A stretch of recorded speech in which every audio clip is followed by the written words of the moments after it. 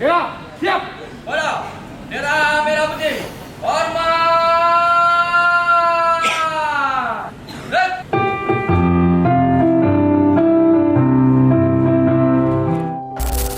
Seperti yang selalu dinyatakan dan dicerminkan oleh Bapak Presiden, jangan takut bermimpi besar, jangan takut gagal. Kalian bukan pelengkap sejarah, kalian adalah penentu sejarah berikutnya. Dengan ucapan Bismillahirrahmanirrahim, saya ucapkan selamat Hari Sumpah Pemuda ke-97 tahun 2025. Mari kita jaga api perjuangan ini. Mari kita buktikan bahwa bangsa Indonesia adalah bangsa yang besar. Demi Indonesia Raya yang kuat, adil, makmur, dan disegani dunia. Salam